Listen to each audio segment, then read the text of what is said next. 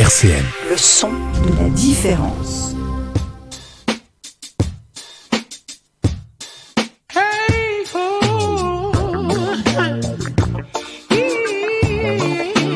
Midi 30, le micro déconfiné avec Lionel sur RCN. Mais dites donc, vous ne croyez tout de même pas que je vais vous trimballer sur mon dos? Alors, ne perdons pas de temps, bavard. Allez, en avant, alors. Ça fait 3 fois que vous me faites ça.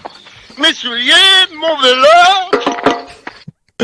Alors, bonjour chers auditeurs, après cet échange entre Bourvil et Louis de Funès, un extrait culte de la Grande Vadrouille, la question sera la suivante pour cette émission. Quelle est l'importance du vélo aujourd'hui à Nancy? Et pour y répondre, je suis avec Rolando D'Acosta. Bonjour Rolando, je vais vous laisser vous présenter.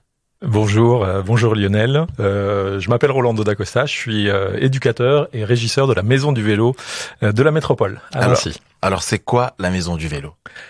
La Maison du Vélo, c'est plein de choses. C'est un service dédié aux métropolitains, aux citoyens de la métropole, qui a pour mission principale la promotion des mobilités actives et entre autres le vélo, la pratique du vélo. Et qu'est-ce qu'on apprend en formation de mobilité ? Alors la Maison du Vélo a plusieurs casquettes. Elle fait la promotion de la pratique du vélo, mais elle initie avant tout. On n'aime pas trop appeler ça formation puisqu'on ne donne pas de diplôme à la fin, mais on initie à toutes les bases de l'apprentissage du vélo. Donc on a par le biais de sa vélo-école, donc on touche les plus jeunes à partir de 6 ans, les adultes, les adolescents et même les seniors. Donc on apprend toutes les règles de circulation.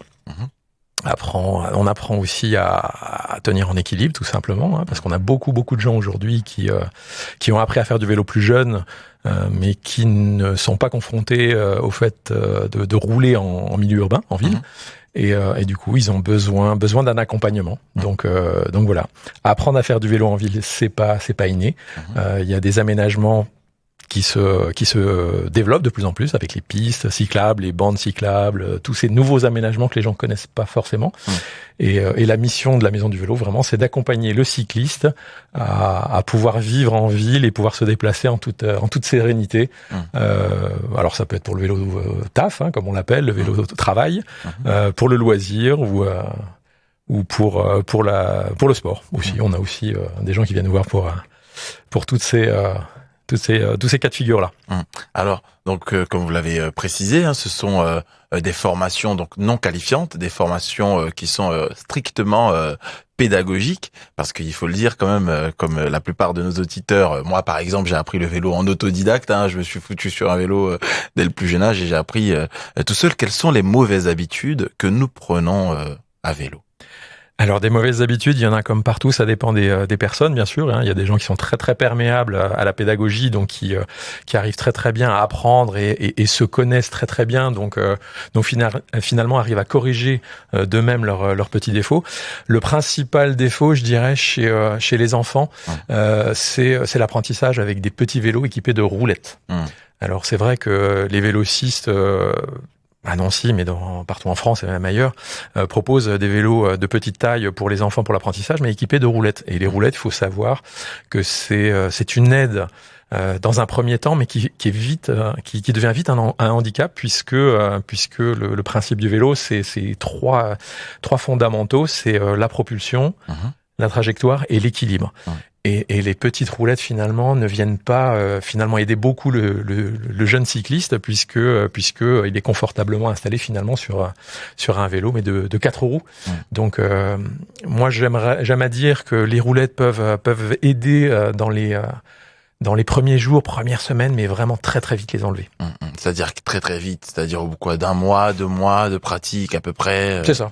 1 mois. Après, ça dépend des enfants, comme je le disais tout à l'heure, mais on a des enfants qui sont très habiles, très dégourdis entre guillemets, et qui arrivent très tôt à se mouvoir et se déplacer à vélo sans roulette. Il y a aujourd'hui, et ça a toujours existé en fait, c'est l'ancêtre du vélo, c'est la draisienne aujourd'hui qui revient en force.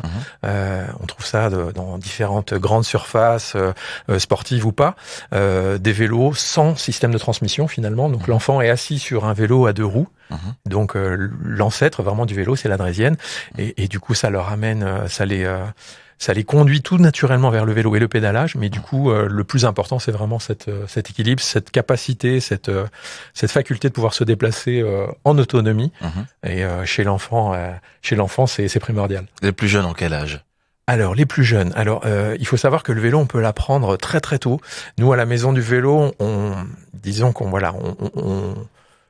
enfants à partir de 6 ans, voilà, c'est le CP en fait. Voilà, à partir du CP, parce que voilà, ils sont latéralisés, ils ont déjà cette capacité, voilà, à emmagasiner des informations en fonction des groupes, en fonction des enfants. Mais on peut apprendre.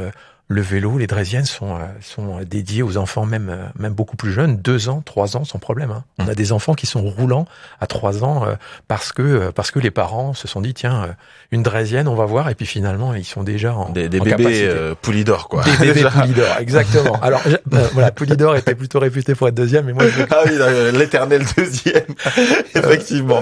Alors, imaginons, prenons, parce que nos auditeurs veulent forcément savoir, on prend l'exemple d'un auditeur qui a son enfant et qui veut venir faire une formation. Comment il fait pour s'inscrire? Ça dure combien de temps? Combien ça coûte?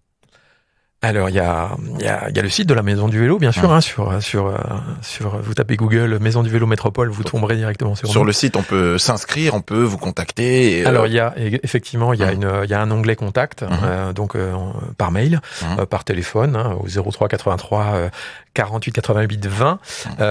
Et puis voilà, c'est aussi simple que ça en fait. Hein. On a des enfants, mais on a aussi beaucoup d'adultes. Donc en fait, on a une amplitude de travail qui est celle du lundi au vendredi toute la journée. On privilégie bien sûr le mercredi et les vacances scolaires pour les enfants qui ont repris les cours. Mais c'est très très simple en fait. Il suffit de me contacter ou de m'envoyer un mail. Et puis voilà, on a des forfaits en fait d'apprentissage pour débutants.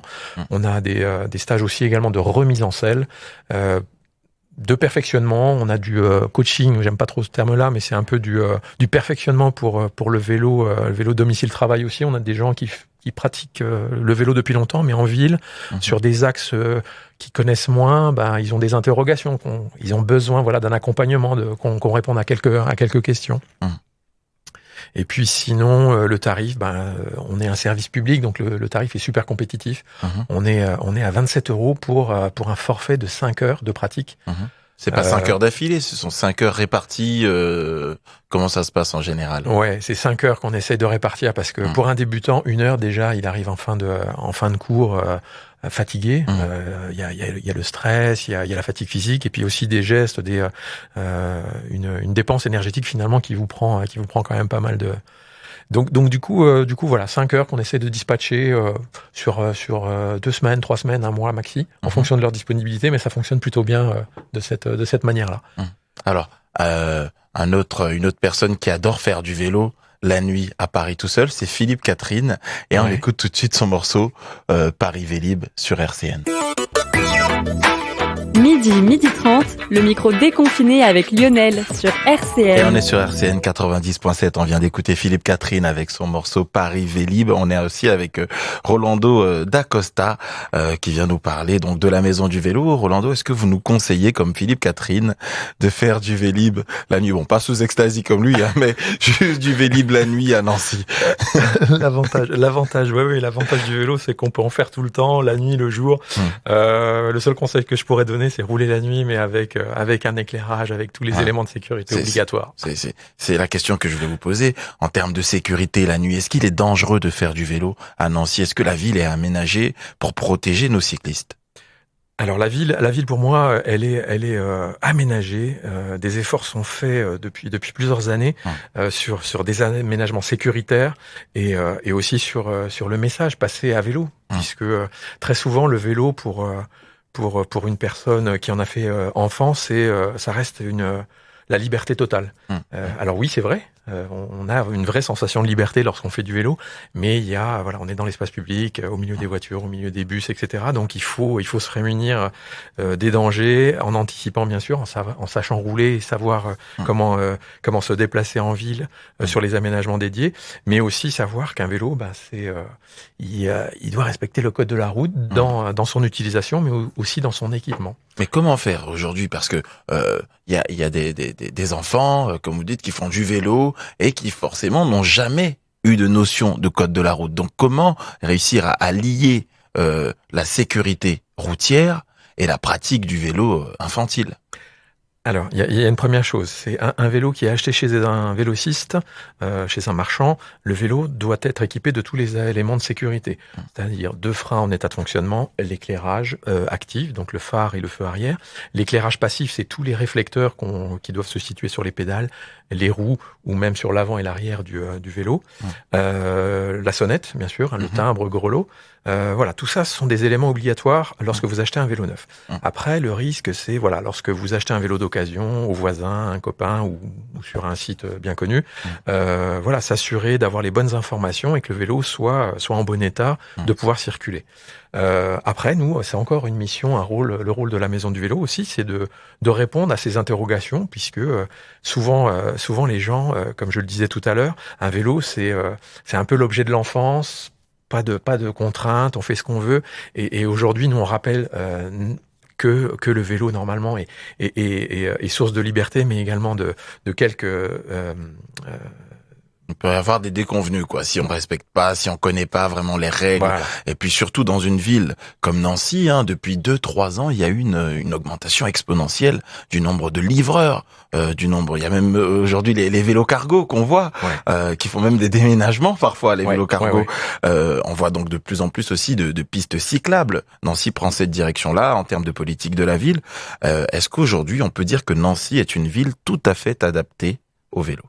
Alors, elle est adaptée au vélo aujourd'hui par sa quantité d'utilisateurs. Aujourd'hui, la part modale du vélo, elle est aujourd'hui pas très importante. On est autour des 3%.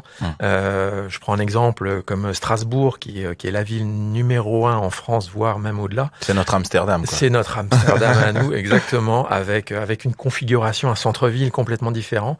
Le schéma de Strasbourg ne peut pas être transposable sur notre ville, mais leur part modale, elle est à plus de 8%. Voilà. Nous, aujourd'hui, à Nancy, on souhaiterait doubler cette part modale. Comment s'y prendre? Par des aménagements, par des initiations, ou en tout cas de la prévention, par le port du casque pour les enfants de moins de 12 ans, ou même pour les adultes, même s'il n'est pas obligatoire. C'est finalement sécuriser les gens qui, dans leur esprit, considèrent le vélo comme dangereux au contact des autres utilisateurs de la route.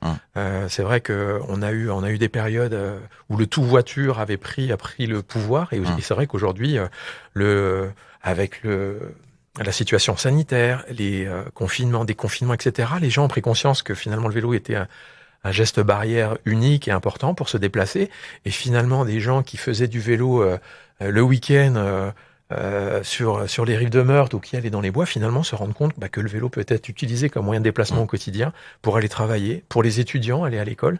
Et il y a, comme vous le disiez, une grosse volonté politique à ce que le vélo devienne prioritaire pour toutes ses vertus. Santé, bien sûr. Écologie, développement durable, on est d'accord. Donc la pollution de l'air, mais la pollution aussi sonore, puisque c'est un véhicule qui demande, qui ne fait pas de bruit. On a parlé d'écologie, mais on a parlé aussi du côté pratique du vélo, rapidité, et puis économique aussi. On en est tous là. Un vélo à l'entretien sur une année, on est à 150, 200 euros.